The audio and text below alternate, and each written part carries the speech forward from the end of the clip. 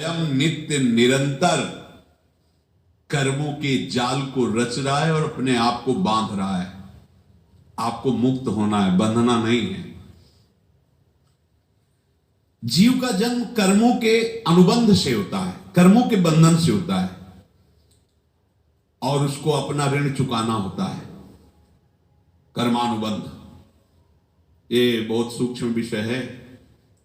जैसे आप जिस परिवार में जन्म लिए हैं तो उस परिवार के लोगों से आपका ऋण है, इसलिए उसी परिवार में आप आए हैं। और ऋणानुबंध उसको बिना चुकाए या बिना वसूल किए आप वहां से जाएंगे नहीं।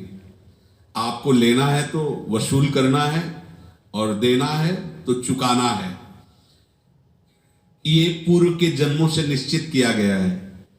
जैसे किसी के यहां पुत्र हुआ, जन्म से ही पैसा खर्चा शुरू हुआ, जब बड़ा हुआ तो उद्दंडता के द्वारा मार पूरे परिवार को क्लेश पर क्लेश देता चला जा रहा है। ये तुम्हारे कर्म का फल है। या ऐसे शक्तिहीन बुद्धिहीन ऐसे पागल पूरे जीवन सेवा करो, तुमसे अपना हिसाब चुकाने के लिए वो आया है। अब परिवार के जो सदस्य जुड़े आके, मतलब पत्नी आते ही पूरी हृदय में आनंद, परिवार में आनंद और जीवन भर वो आनंद ही सुख देने के लिए उसका जन्म हुआ। वो अपना ऋणानुबंध मुक्त, और आते ही भयंकर क्लेश खड़ा कर दिया, बीच में दीवार और झगड़ा वैसा, फिर अतरे दिन मारपीट शुरू, कलह अशांति, पूरा जीवन नरक हिसाब करने आए। यहां ऋण चुकाए बिना कोई जा नहीं सकता, ऋण चुकाना पड़ेगा।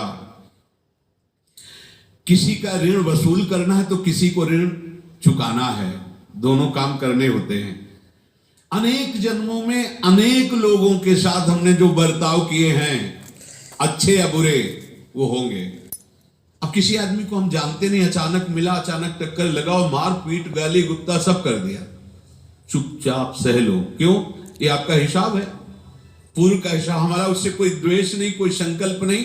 अचानक घटना घटी और हमसे द्वेष करने लगा, हमें पीटने लगा, हमें गालियां दे, ये हिसाब है, चुपचाप सह जाओ। अपने घर का भाई ही भारी दुश्मन बन गया और क्लेश, हिसाब है।